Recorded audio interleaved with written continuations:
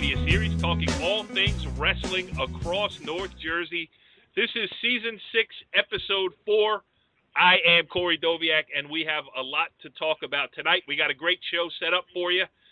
First and foremost, I have to get these things out here because once the show gets going, I never remember to plug everything that we do here. So if you want to follow the show, get updates about when it's coming on, you follow us on Twitter at NJSCOM, NJSCOM.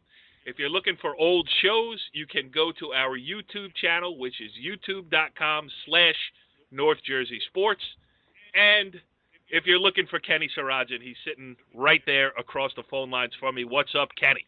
Hey, what a great week of wrestling. A lot of controversial talk to talk about. And we also have Steve Klass on the show tonight, so I'm ready. Let's rock and roll. Yes, we got good topics. We're going to talk about them all with our esteemed panel, including Pascack Valley head coach Tom Gallione. What's up, Tommy? Not much. How you guys doing? Everybody's well over here. Westwood assistant coach, the Cardinal of Bergen County Wrestling, as he has recently been coined, and that one will stick. He is Mike Atanasio. What's up, At? Corey, how we doing? I'm doing well. And the final member of our panel, the guy I'm going to last this week only because I'm going to ask him first. He is Bergen Catholic assistant coach Dominic Spataro. What's up, Donnie? Gentlemen, how we doing? Everybody's good. All right, Donnie, let's jump right into this. As Kenny mentioned, we are going to have Steve Klass on the phone, the Paramus head coach. He'll join us. We're going to talk about some other issues going on around high school wrestling, not just in New Jersey, but in nationwide, because New Jersey follows the federation rules. And then we're going to talk about some local topics of interest here in the immediate Bergen County area. But where I want to start with tonight is, Donnie, who's number one? The duels down at the classic Palestra at the University of Pennsylvania, and the great Thursday night lineup that you guys had over there at Bergen Catholic. So let's give us a rundown. I'll tell you what, it's a great event. It was run by Flow Wrestling, which is pretty much the dominant force today in running the wrestling, high school and college wrestling. Right behind the wrestling show. Yes, correct. There were two brackets, and the winner from each bracket met in the finals the afternoon, and the second place people in the brackets met for a third place. And I'll tell you, there was numerous kids that were nationally ranked were there. Unbelievable matchups, and a lot of exciting wrestling that went on at the Palestra. Yeah. And you guys, listen, you went down there. You had a shot to be number one in the country, or at least, you had a shot to give yourself a shot to be number one in the country. Tough one against Bethlehem Catholic that, I know well from my days at East Stroudsburg University, hearing about Becca, as they're called. Aren't they the Bees? Did they still have the striped singlets? I'm sorry, say that again, Corey? They're the Bees, I believe. Did they still have the striped singlets? Yes, they do. Yeah, how about that? So just talk about that match a little bit. I'll tell you what. It's one of the matches the night before that I sat down on paper and was going over it, and I didn't get much sleep over it. They just matched up well with us. We were missing Shane Griffin, which, that doesn't help when you're missing one of your state champs and ranked third in the country.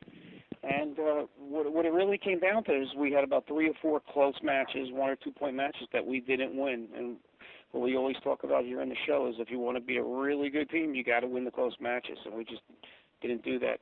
We were up by 4 going into the final bout, and just wasn't enough.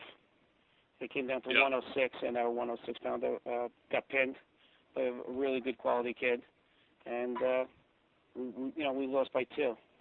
So it was kind of a heartbreaker, but it was a great match. Everyone was crowded around. It was the only match that was going on at the time because it lasted so long. And, it was exciting for the fans. So And you guys then went on and wrestled back and finished third, correct? Correct. We wrestled the number 4 team at the time in the country, Clovis, from California, and we beat them. And there was some exciting matches in there. Kevin Mulligan reversed the loss from the week before in the finals of the Doc Buchanan against Hokett. He was ranked number 4 in the nation. So Kevin came back and reversed it this time and beat him. Danny DiLorenzi at 220 wrestled the California state champ. He was, I think, ranked 5th in the nation. And Danny coming back, it was only like his 2nd or 3rd match coming back this year, pinned him. And another highlight was, of course, Nikki Soriano. Nikki's the number 1 wrestler in the nation, wrestled the number 2 wrestler in the nation again, Karen from Bergen Catholic, and he also wrestled the number 3 wrestler in the nation. So he had a busy day. He beat the number 2 and number 3 handedly. So. And he won Most Outstanding Wrestler? Is that right? Did I see that properly on the internet or no? I don't know. I don't know what you saw.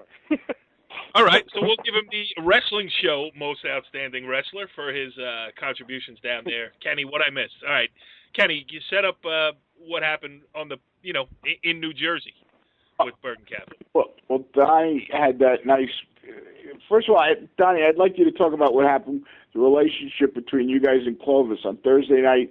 You had 3 great matches. 2 teams wrestled Paramus. You guys wrestled Don Bosco, and it was nice that you guys built a relationship with Clovis, which is one of the things about wrestling. So why don't you talk a little bit about what happened with you guys there? Well, what really happened was we were gonna host, and we had a couple of teams coming in, and one of the teams canceled on us last week. Why would Del Barton cancel? My gosh, that shocks me. A parochial school not wanting to wrestle another parochial school? I'm sorry, Donnie. Go ahead. Oh, boy. Not even touching that one.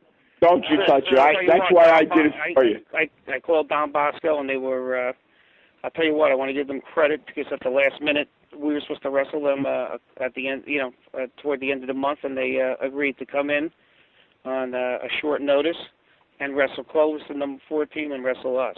So it wasn't just a matter of wrestling us, changing the date. It was a matter of coming in and also wrestling Clovis. So they were receptive to that, and it kind of saved the event somewhat. But up to Clovis full win. They stayed locally in Paramus, practiced over in a room when they needed to practice. Next day going down to Philly, they joined us on the bus going down. And it was just a nice experience. I mean, the head coach of Clovis, his son is the head coach at UPenn, so it was like a little bit of a family reunion there. So it was nice to see. And speaking to the boys on the West Coast, they love the East Coast. A lot of them never experienced it before, and it was a good thing for everybody. It was a nice exchange. We went out there 2 weeks ago, and they came out here. So it's something. And they got something that we hope that will continue. They got to see the New Jersey Turnpike. Definitely. They wanted to know what Tony Soprano was. Hey, listen, Donnie, if you were on the bus, they had the right guy to ask for the guided tour. Donnie, I didn't hear you laugh at that. There's no such thing. Come on. All right. Anything else, Kenny, we should touch on there? Or okay. All right, so we'll move on to our guest portion on this edition of the Wrestling Show. Another guy whose team is having a great season so far. Looking forward to good things to come for them. Joining us on the Moe's Southwest Grill Hotline is Paramus head coach Steve Klass. Coach, thanks for joining us here on the Wrestling Show. Thanks for inviting me. I really appreciate it. I really enjoy your show. Well, thank you very much. We enjoy having you on. We've had you on in the past, and it's a good time to catch up with Paramus Spartan Wrestling right now. I think you're battling through some injuries, some illness, some other things, and still off to a great start. Well, middle of the season here. And you've really opened some eyes around North Jersey. Public school, carrying the public school banner. Yeah, so far so good. It's definitely been a interesting year, a little bit stressful year, but it's fun. The kids are working hard, and we're doing some good things right now. Hey, Tommy, have you ever had a non-stressful year as a head coach? Have I ever had a non-stressful year? No. Yeah. Just, Tommy, from a public school, and Mike too, but Tommy, head coach at a public school, I mean, to see what Paramus is doing here, talk about it a little bit. Steve doesn't like to talk about himself. Well, it's we just wrestled him on Friday night, so we get to, see him firsthand, it's good and bad, but, right. I even shared this with Steve. We have such a young team. I told our guys, it's something to watch the way they work, watch what they do, and hopefully in a year, 2 years that we can be, competing with them, and up at that level. And it's impressive to see what he does with the kids from his town and the consistency year after year And, when the schedule he has, it's one of the tougher ones around. So seeing it firsthand is it's good to see, from a public school in the area. Yeah, Steve, talk about that schedule a little bit. Bumped it up, went to I think you went to the Beast of the East last year too, but this year, it took right? us a while. Yeah, it took us a few years to get invited. I applied for the past 4 or 5 years, and they were saying to bring 2-3 kids. And last year we got our full team invited back this year. We had the Beast East is a great tournament. I coached there when I was coaching in Pennsylvania, and it's run very well, and it's a great tournament. We after our first year we kind of got our butts kicked a little bit, and this year we finished top 10 and had a couple kids place, and I hope next year we can get our first champ or first finalist. So it's like anything, it's a big learning curve. You go there and just like was stated earlier, you say, there's Blair Academy, there's Bergen Catholic, there's Bethlehem Catholic. Look what these teams are doing. We're doing the same thing. We're warming up the same. We can compete at the same level. But I can say that all I want, but until my kids see that and compete, it's a hard sell to really get them to believe that. Yeah, absolutely. Go ahead, Kenny. Hey, Steve, I got a question for you. You've got an interesting perspective, having coached in Pennsylvania and then come here. I mean, now from your perspective, is New Jersey on the threshold of passing, or have we passed Pennsylvania as a wrestling hotbed? It's my friends tease me because I coach in New Jersey. A lot of Pennsylvania people in Pennsylvania always think New Jersey's second fiddle, but I think there's no real difference. New Jersey's top kids is good, if not better than anybody in the country. But I think Pennsylvania does have depth. I look at it like this: like Nick Sirianno, best kid in the country. He's probably going to have. He's not going to have that many close matches in New Jersey. In Pennsylvania, he just might. I think he would win. I just think he'd have a few more close matches. That's the only difference. I said the top kids in each state are. If you look at the college and national rankings, Pennsylvania and New Jersey dominate. The top of the rankings. Division I, they dominate. The kids from those two states. It's just Pennsylvania might have a few more kids at that higher level per weight. They're not. I don't think they're better by any means.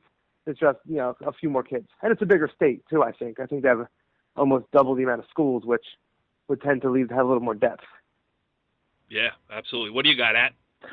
Well, Steve, I think I kind of agree with what you're saying, because I think I've been in northern New Jersey since the mid '80s when I went to high school here, and I think when I talk to older people, people my age and older, about how wrestling has changed over the years, because people like to compare wrestlers and stuff. One of the things I always say is, look, the elite kids now are better than the elite kids were when we were in high school, in my opinion. That doesn't mean the standout best guy of the '60s wouldn't do great today, but I feel like the cream has risen higher than it was before. But below that cream, there's a huge gap between the really elite guys and everybody else.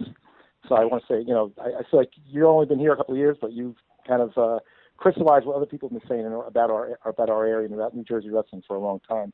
But my question to you is about all this competition. When you took over Paramus, was there ever a pushback from, alumni, the community, the parents, the wrestlers, to how come we're wrestling all these good teams? This is really tough, Coach.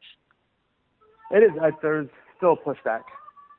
I'm getting a pushback even this year with the schedule and some of the schools I'm wrestling. And I'm sorry, I have a sick 1.5-year-old today. No, that's okay. But so I'm still getting a little bit of pushback. A few of the old timers. A few people in the school. Why you do this? Why are you wrestling out of the area? And it's I don't know. I wouldn't say champs, and I think it's, if I have a kid that's undefeated, and I think I didn't do my job. It's my job to have my best kids and put them against the best kids in the country. And if they're undefeated at the end of the year, they better be ranked top 5 in the country. And so that's kind of how I view it. And not everybody sees it that way, but I do. And isn't that the only way? I mean, otherwise you're going to lose kids. I mean, it's not like you haven't lost kids. And, those kids who want to compete at that level want to go to a place where they see you're making the effort to raise the profile of the program, to get, like you said, good matches. I mean, what's the sense of going undefeated through a league schedule? I don't get it. Yeah, no, I agree. And I said and I'm also fortunate enough to have the kids to compete with those teams. I would take a different perspective, a different view if I didn't have the kids. They could, I think at this point my kids can wrestle at that level and compete. But if I was at some point I'm a public school, so it kind of cycles. I may have to pull back on the schedule a year or two from now, or in a few years, and build back up to it. So it's not always the plan. But when I have the kids, I need to challenge them. And again, I just think I don't do the kids justice if I'm putting them undefeated into regionals and they lose first, second round. Because Tommy, I don't like that. Yeah, and Tommy, I mean, you said it before. Your kids get to see Paramus up close, and you're trying to, listen, you're a public school too. You've had your ups and downs, and you're trying to get back on the up, and you're pointing to Paramus, and then the people in Paramus are pointing at Coach saying, too much. Yeah. I mean, talk about that. Well, it's funny you said that because Steve and I went back and forth. Originally, he was going to wrestle Clovis on Friday night. Long story short, we originally canceled the match, moved it, and then, when he switched his match to Thursday, I was out of match. The team I had booked canceled on me.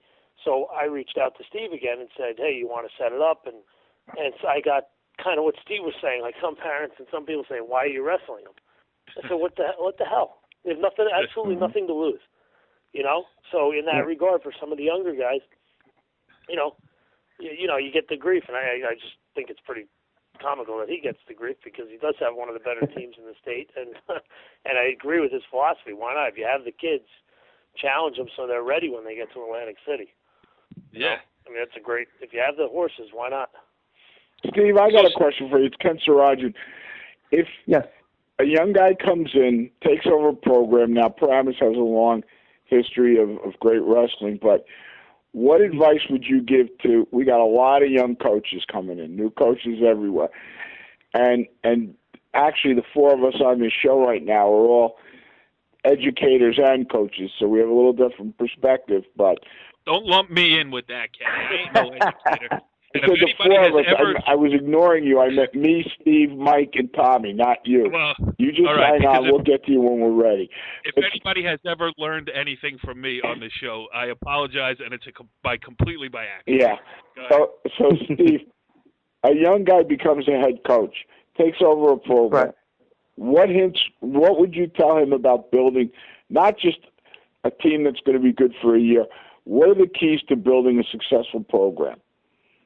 Well, first, I'd recommend to be an assistant to a very good head coach for a few years. Like I came out of college, I was a fairly successful college and high school wrestler. Probably more successful than most. And I got a job with Dave Kroll, who's probably the best coach in the country, most well-respected high school coach in the country. And actually, I'm wrestling him this weekend at Nazareth, Pennsylvania. He has a nationally ranked team every year. And I kind of mentored under him for 3 or 4 years. I had no idea how to coach coming out of college. I could wrestle. I knew how to wrestle. I was a great workout partner for some of these kids. But I had no idea how to coach, how to break moves down, how to run a program, how to, run the entire, like the machine. Like I do stuff now that builds our workouts, our lifting, our morning runs, our schedule builds so we can peak at the end. I had no idea how to do that as a 22-year-old coming out of college. And so my first advice would be to learn how to coach from somebody who kind of knows what they're doing, and knows not just the wrestling aspects, the parts of the program, the parent relationships. And then I think once you get your first head coaching job, you can't be afraid to surround yourself with great assistant coaches because they make you look really good. Because when you become a head coach, you're involved with doing so much other stuff, I check on kids' grades every day. I meet with teachers every day. I call parents every day. One of the last things I get to is my practice plan for the next day. And so you can't be afraid to surround yourself with good assistants. And you can't think that they're there to replace you. It's just I look at it as you need great assistants to make you look good because that's what they're going to do. They're going to do some good work and, then you teach them how to coach and hopefully they can move on and be head coaches somewhere, but you can't be too. You kind of have to check your pride at the door with your assistant coaches. You can't be afraid to hire some young kids, some good assistant coaches that are, can help you out. And it's hard. The first time you're head coach, you don't realize what goes into it. How much work it is, and how much, with hydration, with putting in your scores on track wrestling every night. I keep stats for my kids. It's just there's so much non-technique stuff that goes into being a head coach that it can be overwhelming at times. But that's all the things you have to kind of set up to, I think, have a successful program. And that's what a lot of young guys, they think, so I can wrestle, I'm a good wrestler, I can just do that and my program's going to be great, which, the wrestling part isn't all that makes a great program. Yeah, that's the fun part. Yeah, right? Exactly. And it's a small part, though. It's the most fun part, but it's, on the scale of things, it's probably one of the smaller parts of the program. Yeah, I mean, I love covering games in my job. I hate sending out invoices, but it all goes together. You know what I mean? Yeah. So, and I think, Tommy, you followed Steve's advice there when you surrounded yourself with brilliant assistant coaches like our own Kenny Saraja. You're damn right. You weren't afraid of him getting the job.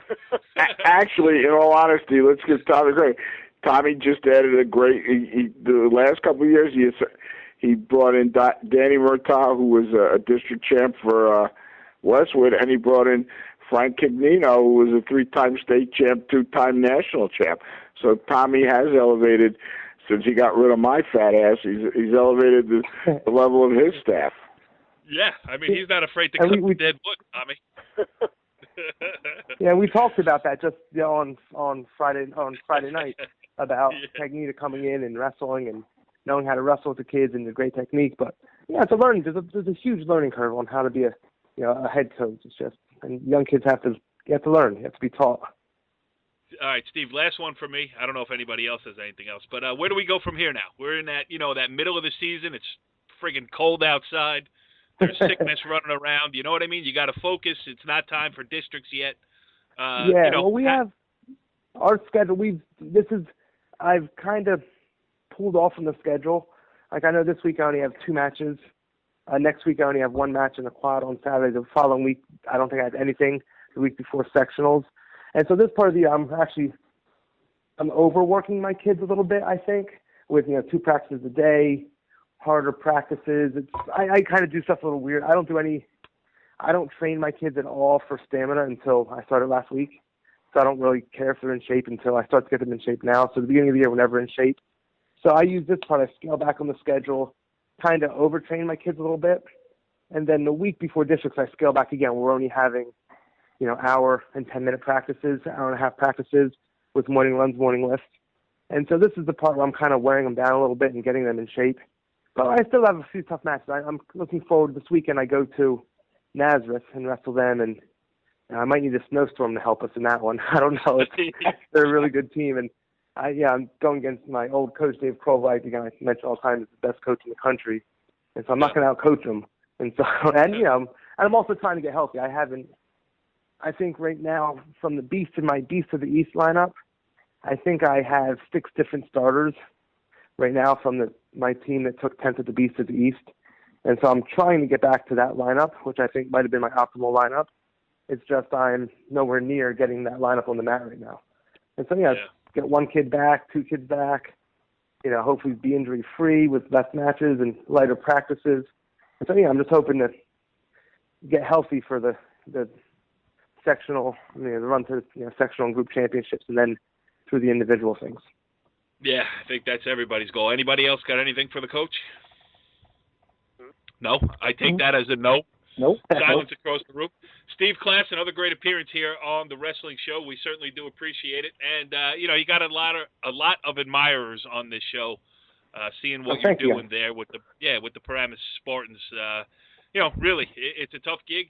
You're doing a great job. It sounds like you got it moving in the direction you want it. And continue good luck going forward. And I'm hoping for a snowstorm for you, pal. All right, thank you, guys. I appreciate your time. All right, interesting stuff there with Paramus head coach Steve Klass.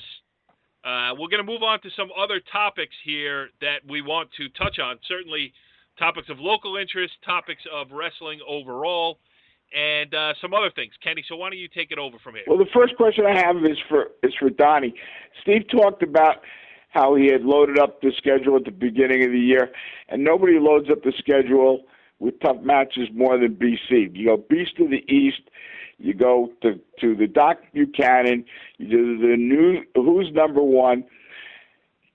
Steve's philosophy was, as he gets closer to the sectionals and districts, he's working his kids hard now, but he's going to start pulling back in a couple of weeks. What's BC's philosophy about that? You guys been going hard. Nobody has a tougher schedule than you guys. What are you going to do? I mean, do you keep pushing, or what time do you? I mean, you got guys who know what they're doing. You got 4 state champs coming back, and we're excited. I do want to note, as you said, De Lorenzi's back. What do you guys do as you get closer to the sectionals and districts? Do you change your philosophy? I'll tell you what, it's almost kind of what you spoke about. What Steve's philosophy is, we wrestle right out of the chute early, a lot of tough matches, tough tournaments, and then toward the end, toward sectionals, groups, and districts, we lay off. I mean, sometimes we'll actually take off a week or two before. So we're almost at our match limit with a lot of the kids. I think we only have a couple more dual meets left, and that's it. And then we lay low to sectionals, groups, and districts. It gives the kids time to heal. Anyone who's a little nicked up, it's a lot. Some of the kids, you can tell, their bodies get tired from the tough scheduling. So yes, as we get closer to the end of the championship season, we do take a little bit time off, and we don't have as many dual meets or anything going on at the time. And that's good. And I know Tommy's sort of had a little change of philosophy there too. At the end of the year, people used to say, "I got to book a quad because I got to get the kids in shape to go for the districts." But I think we got to give their bodies a little bit of a rest at times. Tommy, what do you got? Tommy and Mike. First, Tommy. Yeah, I mean, we don't, obviously back off as much as them because of, Paramus and Bergen, the way that the front part of their schedule is loaded. But, I know that last Saturday, a lot of people like doing quads. Kenny and I, we caught some grief for it years ago, but, we like going. From who, Tommy? From, some hardcore wrestlers. Some hardcore people. But, we go back to a duel that last Saturday just because, some of the kids are beat up. They've had a long season. They've had a long, few weeks, and all those Saturdays are long and draining on the body. So, rest them up before the district week. So, we kind of took that philosophy a few years ago, and people are starting to catch on now, in the program. But it took a few years for people to understand the mindset. Yeah. How about you, At? Well, we've started a policy where we have made the freshman county tournament the week we don't have a dual match or a quad, because it guarantees any freshmen that are wrestling varsity, except the ones that place in the county, because we have a rule about that. You can't do that. But the freshmen that are wrestling varsity are not going to be missed from the lineup because there is no lineup. And it gives our varsity guys a weekend that's, coming into the home stretch where they can kind of relax a little bit. We actually haven't even had practice that day, which, years ago sounded like a crazy idea. It's a tough guy sport. You don't take days off. But when you look back and you say, it's a really long season, we wrestle a lot of matches, and sometimes heading into the home stretch, a day off goes a long way. Yeah, absolutely. Okay. All right. I got the next one for you, Corey. You ready? Go ahead. Corey? Yes. Yes, I'm listening. All right, guys. There's a topic that's out there. We can't avoid it, and I just want to start on Chris Potato, a highly successful wrestler himself, a highly successful coach at Bergen. At Tom Bosco. Great job, Kenny. I'm not editing that either. That stays in. If I screw up, I screw up. Resigns after they have some evidence that he had 7th and 8th graders practicing in the room with him. First of all, I think we all understand that things go on in different places, and we're not here to bury Chris because we all got along with him. But what's your opinion of what happened and what goes on? So, Was it necessary for the guy to resign? Was it necessary? Was the Don Bosco AD a little overreaching in something like this? Where does the punishment come in? What's appropriate? And as we've talked about, what do we do to build programs? How do you attract kids to your program? So I'm going to go Mike, Tommy, and Donnie on this one. So, Mike, you started off. All right. I think I'm going to say that it seemed to me, my gut feeling was that it seemed like it was a little harsh. Now, of course, he resigned. He didn't get fired. It's a big distinction there. So but what we happened do know that sometimes doors? People in business and in coaching are given the opportunity to resign rather than be fired, and that's a reality. But we don't know that that's what happened in this case. No, I we agree, don't. but yeah, I don't want to say that the AD was going to fire him because we don't know that. We have to let those things play out. But I do feel like my gut feeling is, yes, it was wrong. It's a rule. We know it's a rule. We know that a school like Don Bosco is under a lot of scrutiny from people, and they're trying to make sure they send the message to people that if we break rules, we're going to hold our people accountable. So I think that's a big factor here. I don't think we can ignore that. But my gut feeling was it sounded like something you would get suspended for, maybe not fired. But, of course, we don't know what else has gone on. That's private information between, Coach Potato and Don Bosco Athletics. So for all we know, there may have been other issues. But, my 2 cents is it didn't seem like to me as a standalone thing that it required him to resign from the position. Tommy? Yeah.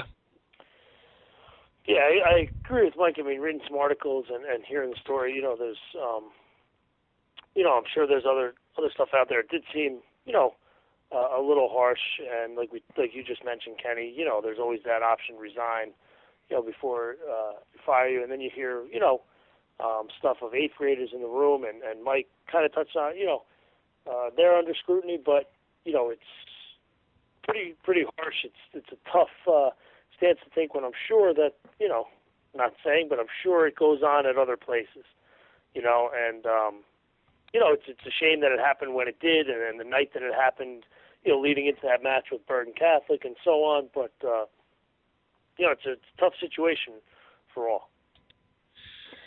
Tommy, it's tough on the kids, too. It's tough for Coach Potato. Yeah. But you really do feel for the Don Bosco kids. What do they rank? 4th in the state. They have all these great kids on the team. Some of them have been with Coach Potato now for 4 years at senior class. And the mid-season resign, it shakes up the whole program. And, I really do feel for them. And I saw Chaconis had a good quote in the paper. I don't remember exactly what he said, but he basically said the team has to come together and make a decision that, we're moving forward and we're going to pull together and get through this. Donnie, you were in the eye of the storm. It happened Thursday morning. They were to wrestle at your place that night. They were accommodating you. Donnie and I, and people, we do talk a lot and text a lot off the show. I made the point that technically these kids who were wrestling in the room, the 7th and 8th graders, the penalty to them is they lose a year of eligibility. And to a man, I got to say, everybody on the show disagreed with me. So, Donnie, you want to talk about what happened that day and also how much you disagree with me about this? No, I just think it's an unfortunate incident that happened. Like Mike said, who knows what goes on behind closed doors? It's like anywhere else, and it's just unfortunate for the team, the kids, the coaches, staff, and the school. We spoke about how a kid could supposedly lose eligibility, but I don't believe in that. I mean, if anyone should be sanctioned or punished for something like that, it should never be the kid. It's not the kid's fault. The kid's invited somewhere. How many coaches today don't even know the rules? And you expect a parent to know the rules. So if someone said, "Come here and practice with us," I mean, why should that be a kid being punished? It should either be the school or the school being sanctioned or a coach being sanctioned. But no way do I believe a kid should ever be punished for something like that. All right, let me ask the three of you a question, and I'll go Tommy, Mike, or I'll go Tommy, Donnie, and Mike on this one, and Corey, you can jump in when you want. We talk about building programs, and we talk about trying to retain hometown kids. When building a program now, and we will say that because we love Donnie and we respect Bergen Catholic, we know that they've been above board, and people do come to them. And I've seen it with other programs. When you're the top of the heap, people do come to you. But for you guys at Westwood and you guys at Pascack Valley and other schools, how do you deal with the situation when a guy comes and says, well, we've been invited to practice at another school, and you want to keep that in your hometown? How do you build a program and keep 7th and 8th graders wanting to become a Westwood Cardinal, wanting to become a Pascack Valley Indian? So we're going to go Tommy, Donnie, and then Mike.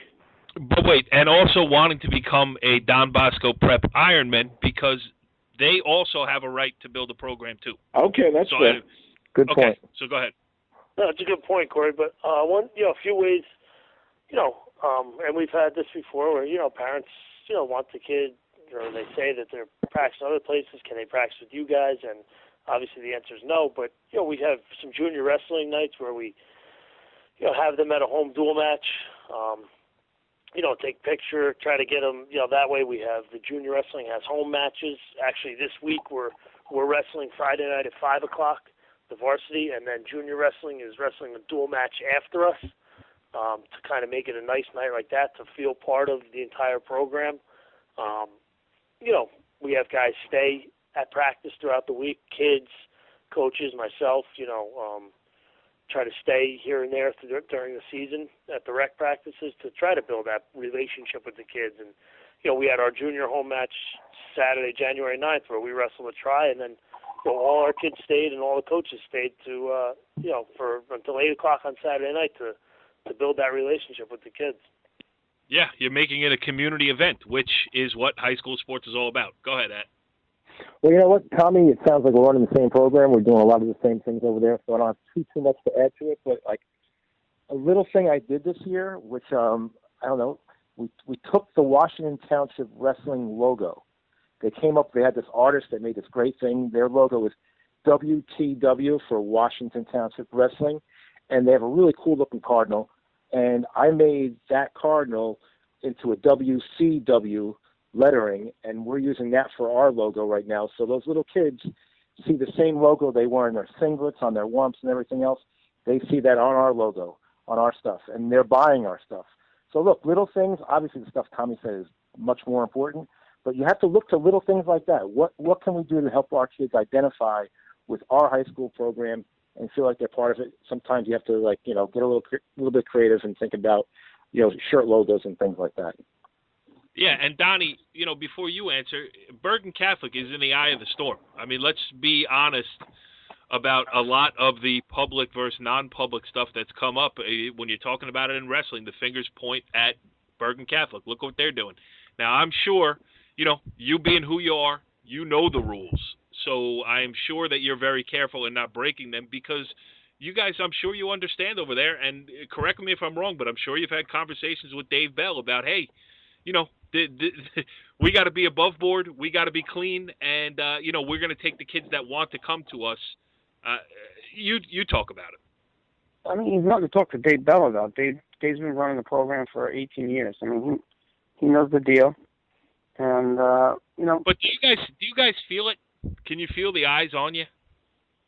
Listen, or do you not pay attention? When anyone is on top, there's always going to be things said. If you're on top, I can name 100 public schools that were on top, and things were said years ago.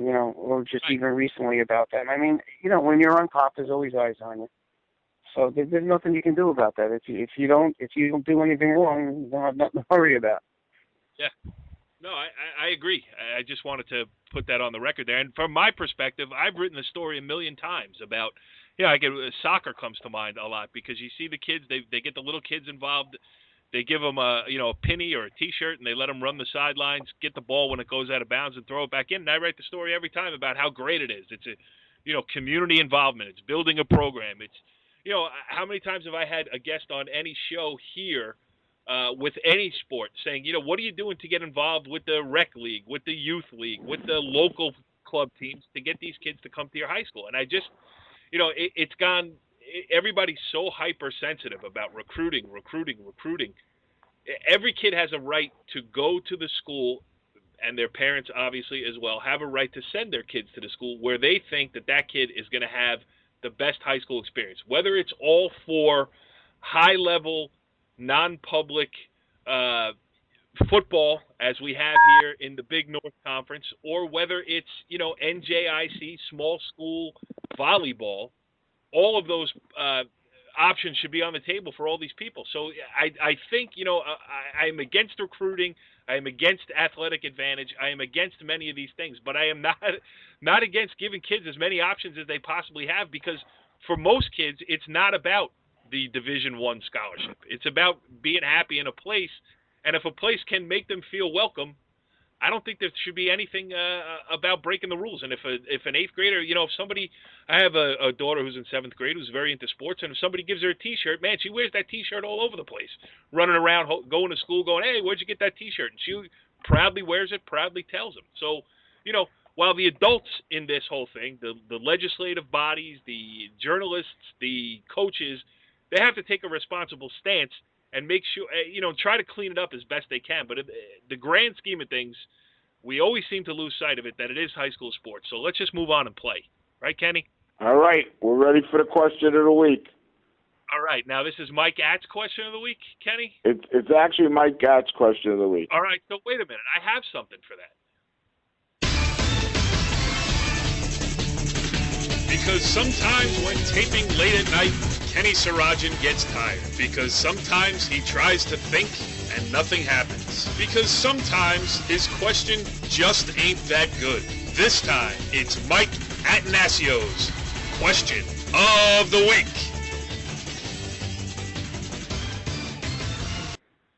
You like that, Mikey? Oh. Wow. I was ready to go tonight. I did a soapbox soliloquy. I had sound effects prepared and ready to go. Mike Att, don't blow this for me, pal. Man, a lot of pressure here. Pressure's on, Mikey. Well, the question of the week is, what's wrong with a tie? Why are we breaking ties in dual matches that don't need to be broken? It's not a tournament. It's not the state sectionals. A dual match that ends in a tie, should it be broken by things like the most first points scored in a dual match? Or after that, who has the most near fall points? So I'm going to go to our panel and see what they think of that. I'm going to start with Tommy Gallione. What do you think about that?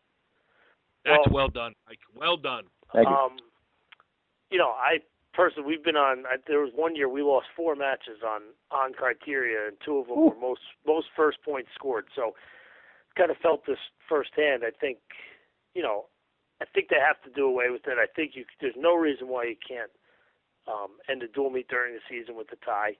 And the bigger picture is what we kind of talked about before. And I know everyone's thinking is and this is bigger than the wrestling show. This is bigger than just a few coaches. Is minimizing nothing is bigger than the wrestling show, Tommy. Nothing. Minimizing the amount of weight classes that we have. There's the simple solution. I know they follow the federation, but you go down to 13, and everything's taken care of. With the first tiebreaker. But I see no reason why you can't just have a tie during the season. Yeah. Thank you, Tom. I'm still running the question of the week here. I'm running the show for a few minutes. Now we're going to go to Donnie Sotero. What do you think about this, Donnie? I can go either way with it. I mean, I kind of like that. It's if it comes down to a tie, it goes down to a tiebreaker, and that a winner is a winner is declared. It doesn't bother me. I'll tell you, what bothered me was a couple of years ago when they changed the weight classes. But 14 weight classes. I think I've always said I think it's a little too much. I think it should go back down to 12 or 13. But then people argue, well, that's less chances for kids to participate. This gets more kids involved by having 14 weight classes. I guess it depends what kind of school. If you're a smaller school, maybe you don't like that because you can't. It's hard to get 14 kids. If you're a larger school, it doesn't bother you. You got more kids on the team. So I guess it goes maybe even by school size also, and how many kids you got participating in wrestling in your program. Mm-hmm. Well, this is my thing. I think it would be great if we went to 13 weight classes for dual matches, and then add the weight class for tournaments. So those guys are the lighter heavyweights. They get to compete with other lighter heavyweights. But it just seems like there's so many guys. First of all, you get the tiebreaker taken care of when you have an odd number of matches. But like we wrestled Dumont this week, okay? And this is definitely not a slight on the wrestler from Dumont. But Coach McIver told me he had a first-year wrestler who was very athletic, but a first-year wrestler at 195 and 220. He's a good athlete. He never wrestled before. He's now 10-0. And, he's just not wrestling a lot of really experienced guys. And people are just finding people out of the hallways, and they're telling kids, like, look, you have a spot. There's nobody else there. You don't have to do anything to earn your spot. Just go there. You'll probably collect, 30 matches will be forfeits. And then for the most part, you wrestle a bunch of kids that never wrestled before either. And, that match is worth the same amount of points as the match at 106 or 113 where you have these terrific, experienced wrestlers going at it. And it just really, there's sometimes you're watching, you're like, wow, a league title is coming down to two kids that never wrestled before a month ago. And, Well, Mike, what is the recourse? That's the next question. Well, the recourse, one of the issues is that we have no recourse right now because the way our association works is that, to make rule changes, first of all, they automatically adopt whatever the National Federation puts out there, which I think is wrong. I think that every state should look at the National Federation and say, these are good guidelines. Let's see how does it fit New Jersey. And there should be coaches involved with that. There aren't coaches involved with that. As a matter of fact, as we just saw with the non-public proposal, Mr. Santana was the one proposing it because to make changes, it has to be a principal. And not many principals are that interested in athletics to make the proposal.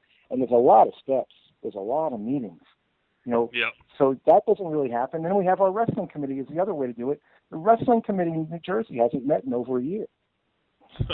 And the truth is, if you ask the people on the wrestling committee about proposals, they've been making proposals for the last couple of years that haven't gone anywhere. So the coaches seem to have no voice right now. And even though it seems like everyone you talk to doesn't like the way it is right now, I don't know when it's going to change because I don't think it can. Mike, do I get to answer the question of the week? And now the last one I'm going to. I said save the best for last. Coach, what do you think? Coach Sarajian, what do you think about the question of the week? Well, I think all three of you have wrapped it up properly in terms of it's not an isolated issue. It's tied into the weight classes. And I agree. We got to go to 12 or 13 weight classes. And one of the reasons we do that is because even when they adjusted the weight classes a couple of years ago, what'd they do? They added higher weights and took away weights where kids were competing. So to say that we're blocking kids from competing is all they did was create more forfeits. That was number one.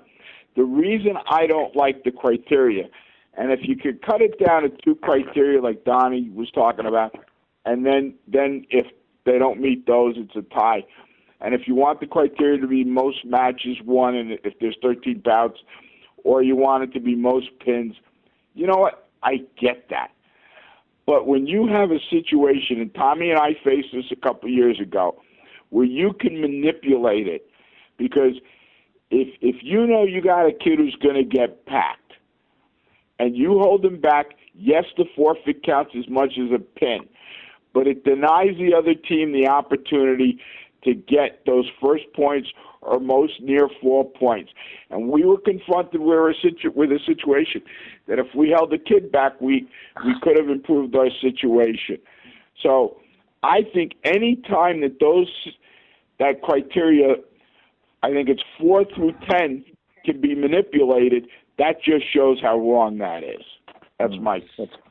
That's a great point, Kenny. And, we were in a situation this weekend. Westwood tied Verona, and it came down to criteria of most first points, and we lost on that.